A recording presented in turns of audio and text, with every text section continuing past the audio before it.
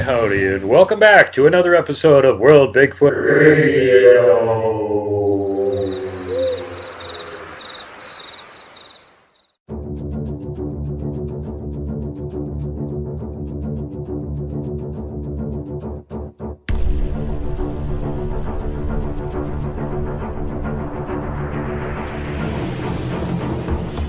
From the missing to the mysterious, here comes Super Duke from World Bigfoot Radio.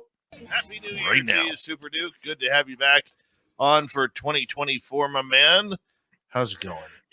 Dave, I feel like I haven't seen you in a year or something. How you been? Yes. Well, it's been a year long, so I gotta, I've changed a little bit. The beard got longer.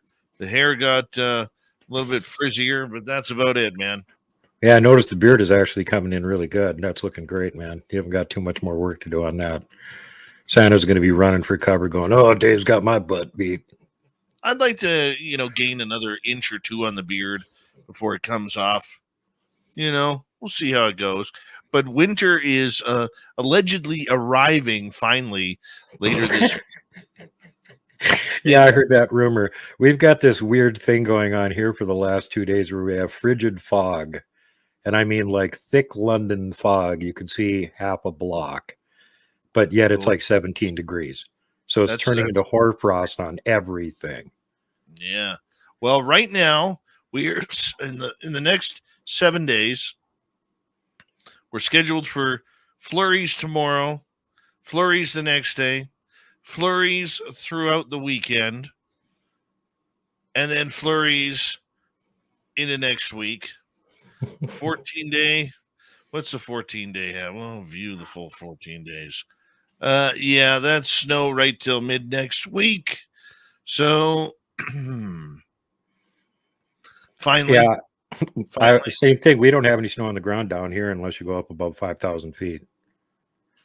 We don't even that. Yeah, I was just watching a video from one of your Confederates up there in Canada, who's to the east of you, Swan Lake Bigfoot. And he was showing that he's out at one of the areas he only goes to during the summer. Because during the winter, there's 3 feet of snow. You can't get there. But this winter, it's only like a couple inches. So he goes out to this place he's never at in the winter, leaves them some presents. They immediately start making a racket from across the river. He gets all that recorded and comes back again. This Swan Lake Bigfoot is the guy who's winning the award for my channel this year for the best field researcher of 2023. So that's why I bring him up. And the winner for last year, actually from a few years before, that just got his award last year, Kelly Shaw from Rocky Mountain Sasquatch. When we do updates with him, will be the official giving the award out this year to Robert at Swan Lake Bigfoot. And he deserves it. He's been capturing great stuff all year long. If you haven't seen his channel and you like Bigfoot, go watch it. Love it. Love it. So what do you got for us to kick off the new year there, Super Duke? Well, I got a name change on my channel because I want to make everything homogenous across all platforms. So it's going to not be World Bigfoot Radio anymore. It's going to be World Bigfoot Central, which it already is on BitChute, Odyssey, and Rumble. And that will avoid any confusion for people that think that I actually do a radio show. And I did at one point, but now I do like 90+% visual content. So it doesn't make sense to call it radio anymore. It just kind of confuses new people when they come in. They think it's a podcast or something. And also going to be doing a lot more stuff over on Rumble because FYT. And they've just been treating my channel like crap for a long time, and I'm just not going to put up with it anymore. So I'm going to be doing live streams and stuff over there. There's going to be content that's going to be only there, not on YouTube. So if you're not already subbed to me over on Rumble, you might want to go over there, or you'll be missing out on like part 2 and 3 of the awesome Inevitably Finding Bigfoot documentary, which I'm working on right now. Part 1 already out and awesome. Everybody that's seen it loves it. If you haven't seen it, go watch it 2 or 3 times, memorize it so you can quote the dialogue, all 5 or 6 sentences of it. So anyway, yeah, what do we got? What do we got? We got Sasquatch. I hope so. From the book Sasquatch True Life Encounters with Legendary Ape Men by Rupert Matthews. And since it's the beginning of the year, we're going back to the beginning of time, Bigfoot-wise, in North America. And he starts out talking about some of the earliest reports and immediately gets things confused. The native people of North America are the source of the oldest stories about the Sasquatch. Correct. As might be expected, each tribe has its own name for this creature. Correct. The Iroquois called it the Wendigo or Witigo. Ooh. Are we sure about that? The Micmac called it the Chenoo, which is correct because they have a different name for the other thing that lived there. But the Chenoo might be a name for the Genosqua. And the Penobscot used the name Kiwakawee, which is probably the Gugwee, which is also called Tugawee by the Chippewa in northern Minnesota. Notice the comparatively similar names. So taking all these names of folkloric bipedal creatures and assuming automatically that they're talking about Bigfoot is a big no-no, because a lot of these tribes had more than one bipedal monster that they had a name for, and they weren't talking about the same thing. European folklorists, the first people to come across these stories in any number, used the general term Wendigo, which is important to remember when you're looking for old Bigfoot reports. They called them Wendigos back in the 1700s. However, they treated the tales as little better than fairy stories and concentrated on the fictional element, no matter how much the native people insisted the creatures they were talking about were real. The problem with these earlier reports from a scientific point of view is that they are not only rather vague, but they also contain no details of time or place. They simply talk about the animals as they might talk about a bear or an elk. The creatures are described as being covered all over in fur and looking like a very large human. It's said they avoid humans and live in remote forested areas where they're active mostly at night. Interestingly, the further away from forested mountains the researchers got, the more the stories they collected about the creature became detached from reality. While the tribes of British Columbia treated the Sasquatch as just another animal, albeit a rather strange and special one that was akin to humans, Ojibwe of the Plains regarded it as a messenger from the gods. The appearance of a Sasquatch was seen as a bad omen, a sign that supernatural trouble was on the way. Maybe they didn't have very good relations with him. The name Sasquatch comes from the writings J.W. Burns, who was a teacher on the Chehalis Indian Reserve in British Columbia. And I'm just going to correct you on the pronunciation there. What's that? Chehalis. Chehalis? Yeah, okay. Not from up there.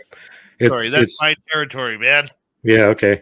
It's Anglicization of the word properly referred to as rendered as SASQUATCH, but the name is now struck. Although it was at first used more widely in Canada than the U.S., many researchers now prefer it to the tabloid-sounding Bigfoot. So far as Burns was concerned, though, he was just collecting folk tales and legends with no basis in reality. Like others working with the indigenous people, he did not take the stories of gigantic hairy man-apes seriously. But Burns soon realized that the tribesmen considered the Sasquatch to be all too real.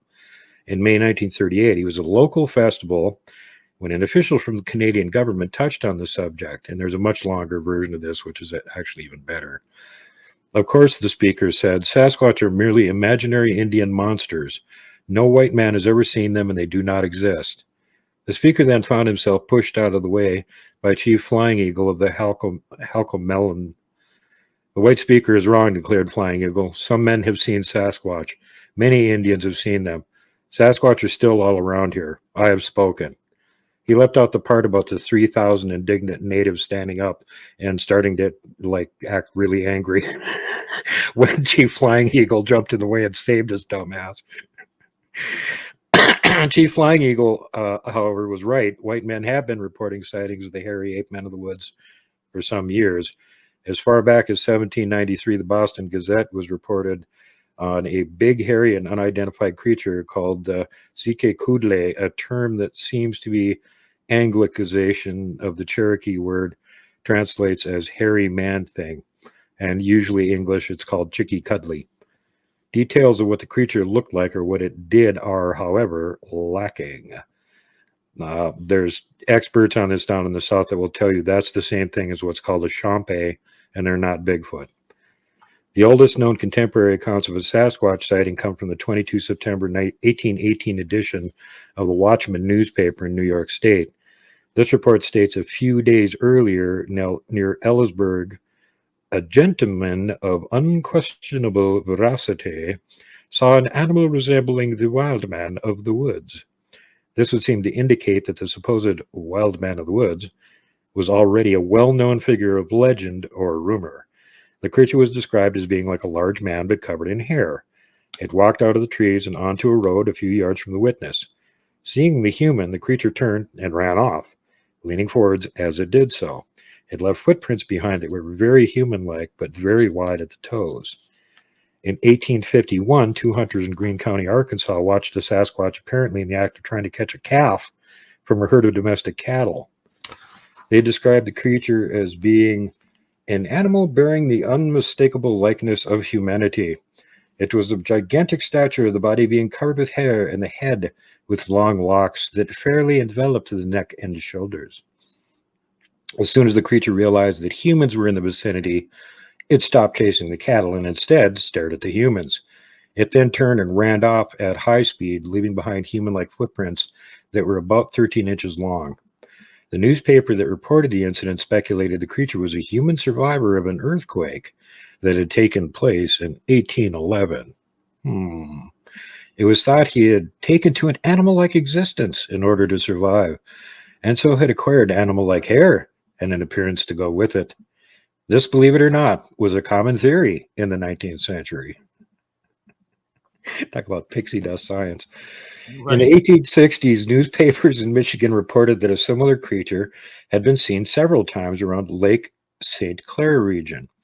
A little later, in 1869, wild men were reported as having been seen in Iowa, while the Pennsylvania newspapers carried similar stories in 1874, followed by Indiana newspaper reports in 1895 and 1897. One of the most detailed and interesting of these mid-19th century reports comes from a hunter working near Antioch, California in 1869. He had found a good site on which to pitch his camp, but soon noticed that while he was out hunting during the day, something had come into the area. The ashes of his fire had been scattered around, and there were footprints that looked like those of a man, except for their immense size. Curious, the man decided to hide in a patch of brush, which gave him a good view of his camp. After 2 hours, he was rewarded when the mysterious intruder arrived.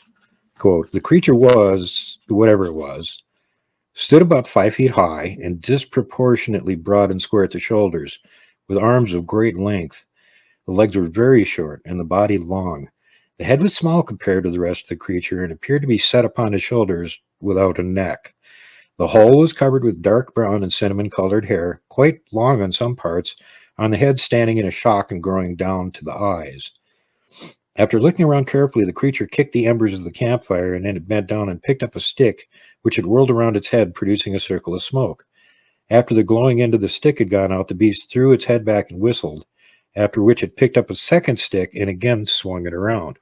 After about 15 minutes, the creature was, quote, joined by another, a female unmistakably, when both turned and walked past me within 20 yards or so of where I sat and disappeared into the brush.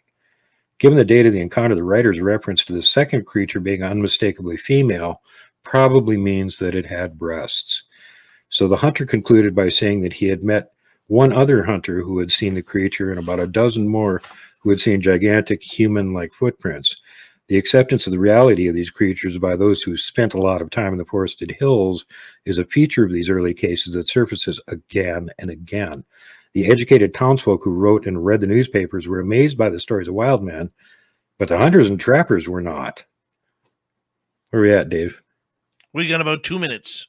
In 1895, a man by the name Riley Smith was picking berries near Winstead, Connecticut. Keep in mind, that ain't anywhere near the Pac West.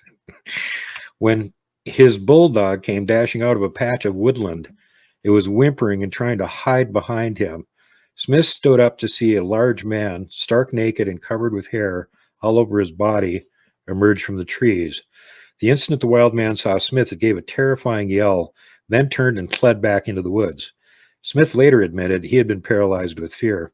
The part of the details they'd leave out of this is that his dog would just like attack everything. And it not only came running back, it didn't exactly hide behind him, it hid between his legs and whizzed on itself. Meanwhile, these unusual creatures were beginning to be called gorillas in newspaper reports in deference to the newly discovered great apes of the African forest at the time. The idea that the sightings were of men gone wild was gradually dropped in favor of the idea that they were gorillas or similar apes that had somehow escaped from zoos or traveling shows. As a newspaper reported from Arkansas, if this meets the eye of any showman who has lost one of his collection of beasts, he may know where to find it. At present, it is the terror of all women and children in the valley. It cannot be caught, and nobody is willing to shoot it. And that's when you get into the escaped gorilla flap. And it was just constant. Every report for about 20 years was like, oh, did somebody lose a gorilla over here? Right, because, I mean, everybody back in the day had a pet gorilla, just hanging on out. Oh, God, they were so common. I mean, remember the Beverly Hillbillies? Ellie Mae had one. Granny had to kick it out of the house all the time. Gee whiz. Oh, my God. Sometimes it gets... Super Duke, you hold on right there. I'm trying to figure out this whole gorilla thing. Besides Gorilla Glue, or Gorilla Tape, or Gorilla Monsoon from the old wrestling days. Wild West gorillas. They had cowboy hats. You got that right. Super Duke from World Bigfoot Central. Yeah, I left my gorilla outside in the cold, too. Mm-hmm. Yeah, we'll be getting into Ruby Creek and some of the other early reports, and then we'll do the one where they actually got the name Bigfoot. But yeah, Ruby Creek is a weird area, man. Yep. Like have you ever driven through there? No, I haven't been to that area. Oh, I've seen the old house from multiple angles, and one of my friends did a show on it where he took the size of the Bigfoot they described and superimposed it behind the house, and it could like peek over the top of it. That thing was freaking huge. But there is just this weird aura about Ruby Creek that is, I can't explain it. I've never, like, there's no place to stop except if you have to fill up at the gas station. It's right along the Fraser River. But looking back towards the mountains, it's just creepy there. It really is. Yep. Yeah, I've camped in some pretty creepy places before too. So, believe me, places most people won't camp in. Super Duke. I got official inevitably finding Bigfoot swag that's going to be out on my swag spot like tomorrow. Nice. So if anybody wants it, it's going to make a great coffee mug, baseball hat, T-shirt, movie poster, whatever you want. Love it. Love it. Okay, we got about a minute here.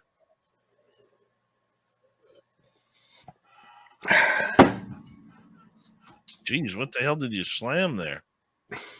Coffee. Holy cow. Don't do anything halfway. If I was going to drink beer, it'd be full of beer too. All or nothing. I don't blame you. Never attempt a vast project with a half-vast mindset. Beauty. Beauty.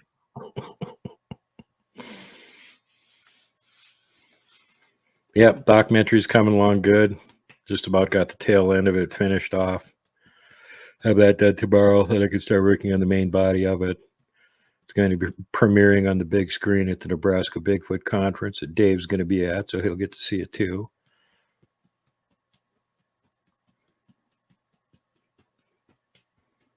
All right. 15 seconds. Thank you, Toe Tag, Dragonfly, Mama Catherine, and Rat Sass for everything. Here we go, everybody. Reminder to all of you that if you missed most of this show or others, check out our free archives. They're at youtube.com/spaced out radio. Do old Davey the favor, hit that subscribe button. Our website, spacedoutradio.com. We have a plethora of features for you. Rock out to Bumblefoot, read the news wire, check out our swag as well.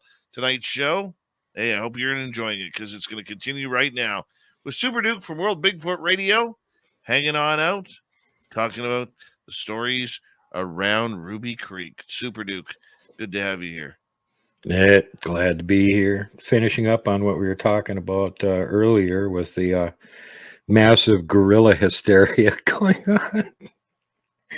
The last comment's interesting because it was the first appearance in print of a feature of many later Sasquatch sightings. Several hunters have had a Sasquatch square in the sights of their rifle, only to find themselves unwilling to shoot. And I've done interviews with some of them. There's something about the Sasquatch that seems so human that it would make killing one basically akin to murder. Others who have been less squeamish and have blasted away without compunction seem to have done so without much effect. And now from here, it goes into the Battle of Ape Canyon, which is long and everybody's heard it before. And then it goes into the Albert Ostman encounter, which everybody's heard to death. And then it goes into the other one that happened. Now, interestingly, Ostman and this next one are both in the same vicinity.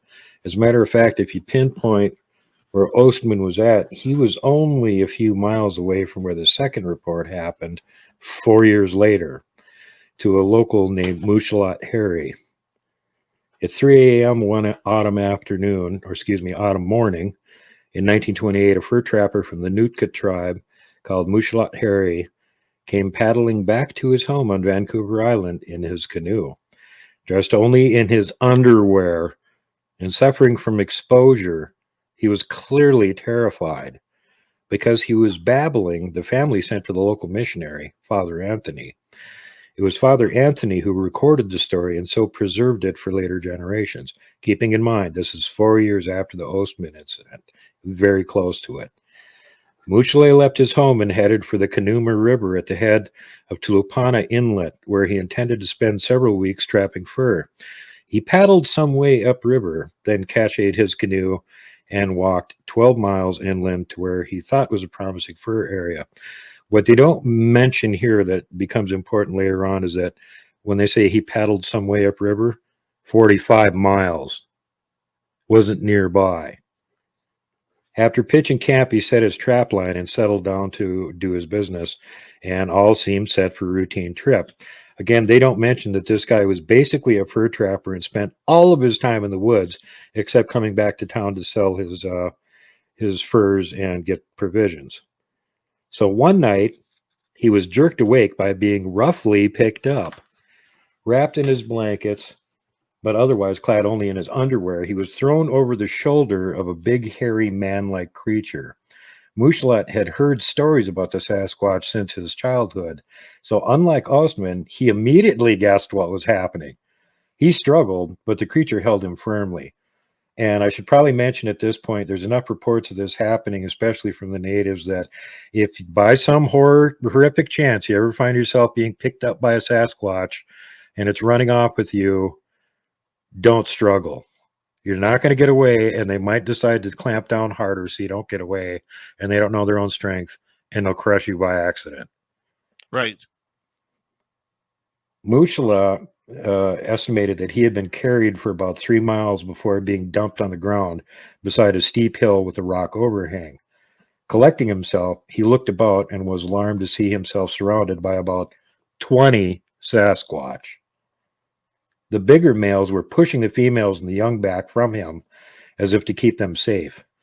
His alarm turned to terror when he saw a pile of bones lying on the ground because they showed obvious signs of having been gnawed. Mushat was convinced now that he had been brought in as prey and would soon be killed and eaten. He backed nervously against the rock while first one, then another male Sasquatch came up to him. The Sasquatch seemed fascinated by his underwear, which they plucked at repeatedly.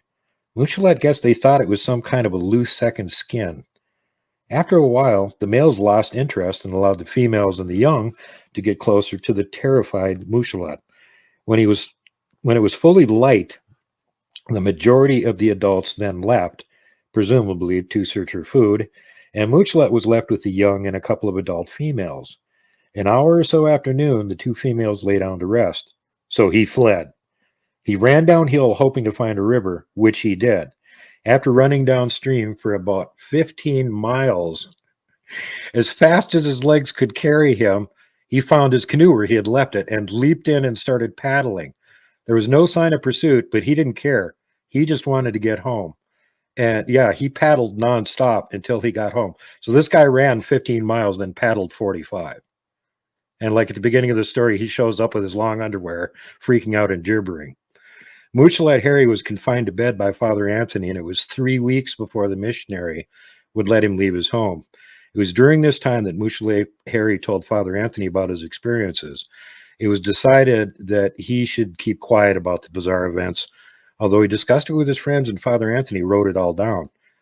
It's interesting to note that Mushat Harry never went back to the Canoma River to collect his rifle, equipment, and furs, nor did he ever go into the forests again. What they don't note is within about 2 weeks of him returning, all of his hair turned white. Weird. Now we get to the Ruby Creek incident. There we go. Another early incident recorded, which remains largely unknown until after 1958, when the word Bigfoot was coined, was the so-called Ruby Creek incident. Again, the witness chose to remain silent, in public for fear of ridicule. It was only when Bigfoot became widely known that the witnesses were willing to be quoted in the press. The incident took place in the summer of 1941, just outside the settlement of Ruby Creek near Agassiz in British Columbia, and involved the Chapmans, a local family living in a small shack, which we have multiple pictures of.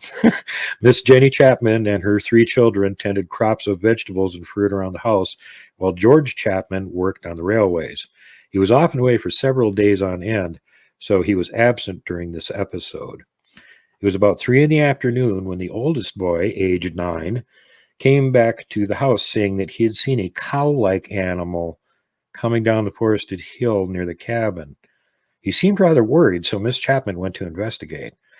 She saw the head and shoulders of what she took to be a bear moving through the undergrowth, though it seemed to be a very large bear, and was behaving oddly. She called the 2 other children, aged 7 and 5, who came trotting in from the fields. Then the creature stepped out of the underbrush, and Mrs. Chapman saw at once that it was no bear. In fact, it looked like a gigantic man, all covered in dense hair of a brownish ochre color. Judging by a fence post that it was standing close to, she estimated the creature to be about 7.5 feet tall. Its shoulders were broad and its chest was massive, although its head was small in comparison with its huge body, and there did not seem to be a neck. The creature's arms were longer than those of a human, reaching almost to its knees. Its face and palms of its hands were bare of any hair and colored very dark brown or almost black. The creature looked about and then seemed to see Mrs. Chapman and her oldest son. It threw its head back and emitted a cry that sounded like a gurgle that became a loud whistle. After that, it began striding purposely across the field toward the house. It showed no fear of the humans and no hesitation about approaching a house. Now seriously alarmed, Mrs. Chapman sent her elder boy into the house to grab a blanket. She then held the blanket out in front of her and shepherded the two younger children under it so the creature would not be able to see that she had them with her.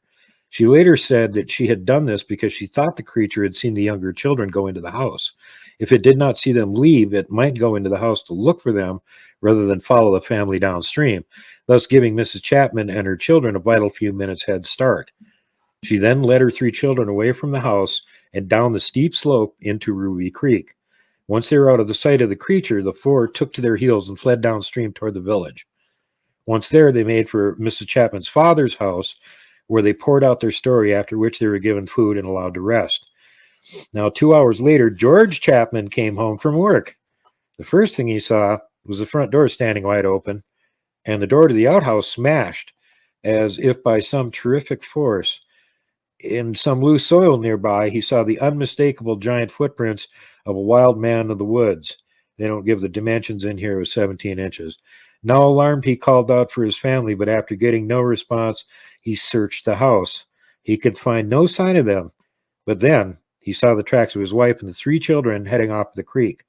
There was no sign of the giant footprints following them, so George relaxed slightly. He followed his family's tracks until he was certain that they had not been followed, then returned to the house. The smashed door to the outhouse was a robust affair designed to frustrate bears, so George was amazed that anything could have destroyed it with such apparent ease. Inside, he found the family's store of food scattered about and half eaten. In particular, a 55-gallon barrel of salt fish had been moved and smashed open, and the contents thrown everywhere. He then set off to track down the intruder. It had walked over a potato field down to the creek and then returned to the hill before going back into the forest from which it had emerged. Chapman guessed it had gone an hour or so before he arrived.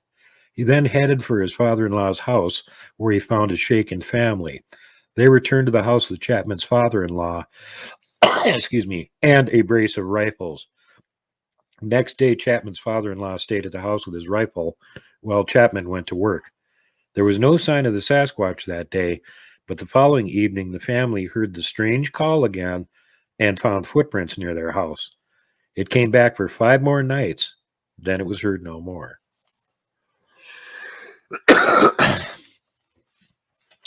Spooky encounter. Totally. Yeah, and yet you know what a 55-gallon drum of salt fish weighs? Yeah. You know, pick that up and smash it open? Sure. Oh my You God. got that right. Yeah, well, like you said, you and I couldn't handle one of those. oh hell no. It'd take 2 more people that's stronger than us and us in order to move that. You know, and then like he said, it smashed open the door on the thing that was made grizzly proof. And if you see what grizzlies can do, they're like a friggin' bulldozer by themselves, and that didn't stop this, whatever it was. So meanwhile, the less spectacular sightings continued unabated. In 1936, a couple from the Aleut tribe came back from working the farm to their home near Lake Iliamna in Alaska to find their 8-year-old daughter in a state of some alarm. The girl was accustomed to being left at home and knew all about bears and other local wildlife. She said that while she had been playing on the kitchen floor, she heard movement outside. Peering out, she had seen 3 very tall, hairy men walking around the barn. The creatures walked upright, just like humans, and were covered in reddish-brown hair. Now, 2 of them headed for the garbage dump and began rooting about as if looking for food, while the third headed for the open door of the cabin. The creatures, the girl said, seemed to be communicating by using soft whistling noises. Cowering back as the creatures approached, the girl began to be scared. The giant figure reached the doorway, put its hand on the door lintel, and bent down to peer inside. The door is about 5.5 feet tall, so the girl later estimated that the creature must have been about 7 feet tall.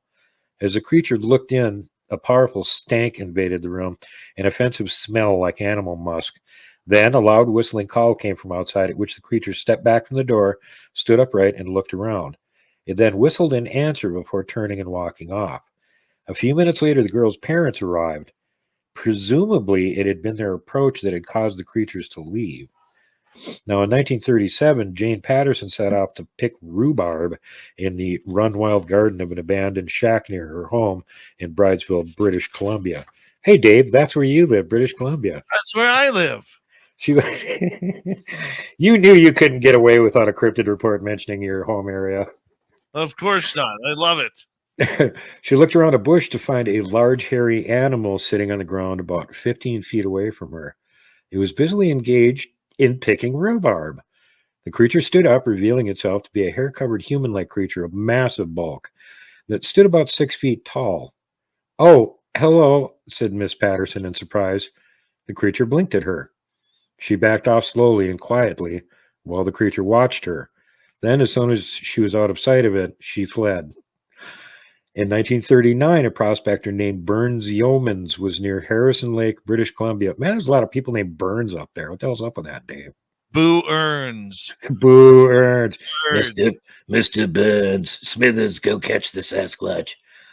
When he saw a group of 5 creatures in a clearing about 1,000 yards away, he described the beasts as being big and hairy like bears, but shaped more like massive humans. 2 of the creatures were wrestling with each other while the other watched. Intrigued, Yeoman sat down to watch. I would too. The wrestling continued for about half an hour until one of the wrestlers appeared to give up, at which point the creatures walked off into the woods. 2 years later, Clayton Mack and the Bella Coola tribe of British Columbia was in a boat heading up the coast toward Quatna to do some fishing. He said that he thought what he thought was a bear. He saw what he thought was a bear standing on its hind legs on the beach. There was something a bit odd about the bear, so Mack turned his boat towards it. When he was about 400 yards offshore, the creature turned to look at him. It was then that Mack realized that whatever the creature was, it was no bear. So he studied it more closely. He said it was about 8 feet tall and had broad shoulders and a smallish head and no obvious neck. The creature then turned and strode off on 2 legs toward the trees that came down very close to the water's edge. As it reached the tree line, the creature turned again, twisting its head around to gaze briefly at Mack. Then it entered the trees and vanished from sight. Next up, the more famous William Rowe's account. You know all about the William Rowe account, right, Dave? No, fill me in. Okay, well, let me tell you about it. The sighting by William Rowe way back in 1955, during the era of the Big Bopper and all that, remains a classic for many reasons. Not only was Rowe an unimpeachable witness who was widely known to be trustworthy and reliable, but his report included a wealth of detail that is rarely found. Most people who encounter a Sasquatch are so surprised by the sudden confrontation that they fail to note details, but not so with Rowe. At the time of his encounter with the Sasquatch, Rowe was a middle-aged man living in Alberta, Canada. Hey, Canada, that's where you live, Dave. Really? It's true. It's true. He had been born in the backwoods of Michigan and had been familiar with North American wildlife from birth. After he married, he spent some years in Canada working as a trapper and hunter, and it was this that brought him to the area around Tête Jean Caché, Alberta, probably mispronounced that, in October 1955. After a year earlier, he had shot a magnificent black bear on nearby Mica Mountain, but this particular trip was more of a reconnaissance. He carried his hunting rifle with him, but he was not really looking for a kill. Rowe was alone and on foot, and as he approached an old abandoned mine that he knew about, by his own account, he had decided to have a poke around the workings just to pass the time of day. It was about 3 p.m. He was just stepping out into the clearing when he saw what he at first took to be a grizzly bear amongst the bushes on the far side. And this guy's alone, remember. With the practiced ease of a hunter, Rowe silently stepped back into cover and squatted down to watch. Very wise. At first, he could see only the top of the creature's head, then a furry shoulder as it moved about in the bushes. When the creature emerged into the clearing and stood up, it was immediately obvious it was not a bear. Rowe at first took it to be a huge man in a fur coat. Then he thought that perhaps it was an actor dressed up as a gorilla for a movie, though he had not heard of any movie company at work in the area. But as the creature ambled gently across the clearing towards him, Rowe dismissed this idea because it was bigger than any man he had ever seen, and it moved in a peculiar way. The creature got to within 20 feet of Roe before it stopped. It then squatted down on its haunches and began to eat leaves off a nearby bush. After a minute or two, the beast seemed to suddenly catch Roe's scent. It looked around, then fixed its eyes on his before shuffling back 4 steps and then standing up. It walked off rapidly, glancing back over its shoulder at the bush where Rose sat hidden. He raised his rifle to shoot what he now realized would be a very valuable specimen, but as the creature looked back at him, he saw a spark of humanity in its eyes. He suddenly felt that killing the creature would be a lot more like murder, so he just let it go. The creature stopped on the far side of the clearing, tipped its head back, and let rip with a call that was half laugh and half howl, and then vanished into the woods. Roe saw it a few minutes later as it crossed a ridge about 200 yards distant, and again it emitted its odd call and then was gone for good. Now, according to Roe's written account, the Sasquatch stood well over 6 feet tall, had shoulders about 3 feet across. He guessed its weight at around 400 pounds, took it to be a female because it had a pair of large breasts and no obvious external penis. Its body fell straight from the shoulders to the hips, not curving at all like a human body does, and it was covered with dark brown fur almost an inch or so long. Arms were heavily muscled and long in proportion, reaching almost to the knees, and the feet were large, about 5 inches across. They had a gray-brown skin on the undersides. The creature put its heel down first when it walked, but it seemed to glide along without the up and down bobbing of a human stride. And that's very characteristic of everybody that's actually seen one. It's one of the things they notice if they see it moving around. They don't bob up and down, they just seem to glide. Creature's head was higher at the back than at the front, nose was broad and flat, while lips and chin jutted forward. Its ears were the same shape as those of a human, but its eyes were small and black, more like those of a bear. The skin around the eyes and mouth was bare of hair, and the face was capable of expression. When it saw Roe, the creature looked so amazed that Roe could not help but grin. All these physical features have been reported time and again by those who claim to have seen the Sasquatch. And so keep in mind, every single one of these reports so far has been before the word Bigfoot was coined. I couldn't agree more. How much time we got, Dave? We got no time left. The ending is perfectly. Great place to end it, but we'll pick it up where we left off next time. We will talk to you next week. Super Duke from World Bigfoot Central. Thank you for a great cryptid report. As we have Mr. Ron Bumblefoot Thal rocking in the background with Little Brother is watching. Bumblefoot is the official music of Spaced Out Radio, rocking us in and out of every single show. Get your horns up for the guitar god himself. Special thanks to everybody listening in at work, at home, in your cars, wherever you may be. Thank you to everyone in our chat rooms tonight. YouTube, Twitch, LGAP, Facebook, Spreaker, LinkedIn, the Space Travelers Club, and on Twitter or X, hashtag Spaced Out Radio.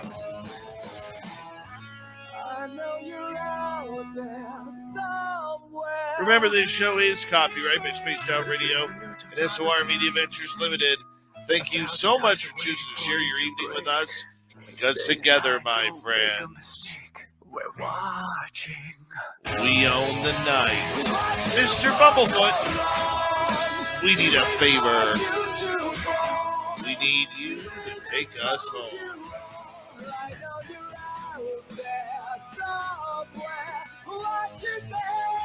Yes, the Woo Train has docked for the night. But soon, my friends, we shall ride again. Your seats are always available. Your tickets never expire. And if we want to bring a friend, we got room for them too. Good night.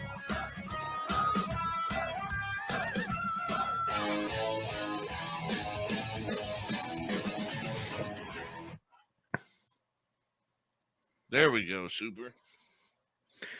I have so much fun reading these Reader's Digest abridged versions of reports that I know basically by heart, and just being able to fill in the details out of memory. It's like, man, have I heard these reports way too many times. I know all the details. I memorized all of them. Oh, you do such a great job, though. Thanks, buddy. No, Yeah, people. people over on my channel enjoy hearing them too. There's a bunch of them that wish they could be here live, but it's just too late for them. So they can, knowing that they can catch it later on, they really enjoy it. Good. I'm glad we're doing that. Yipper. Well, it gets more people knowing who you are too, especially when you show up at that Bigfoot conference next spring. And they'll be like, "Oh, it's that Dave Scott guy that was on your show all the time." He's one hairy bastard. No, technically I was on his show all the time, but he was letting me replay them on my channel. Dave Scott there, he's one hairy Canadian. Let me leave you me. Yeah, you'll fit right in. When the moon hangs high on the breast of the lake, in the bite of the wind, it's like a slap in the face. A legend of horror lurks in the haze. It's Bigfoot. A giant of a creature, all covered with hair, as tall as a timber and strong as a bear. Y'all better not go walking out there with Bigfoot. Bigfoot's coming, gonna get you, gonna get you. Bigfoot's coming, so you better watch out. Lock your doors and bolt your windows. Bigfoot's on the prowl. Bigfoot's coming, gonna get you, gonna get you. Bigfoot's coming, so you better watch out. Lock your doors and bolt your windows. Bigfoot's on the prowl.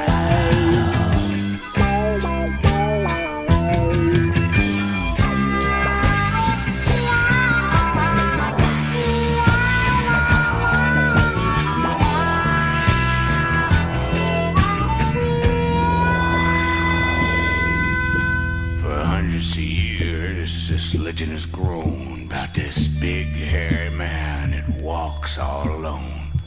A mountain monster 10 feet tall called Bigfoot. From the tales of the traders and trappers to the image on Indian walls. From the Bear Paw Mountains of Montana to the signs of the Great Shastas. From the Flatheads to Blackfeet and the Shoshones, he must have seen them all. And when the sun goes down in the northwest woods, if you listen, you can hear him call. Bigfoot's coming, gonna get you, gonna get you. Bigfoot's coming, so you better watch out. Lock your doors and bolt your windows. Bigfoot's on the prowl.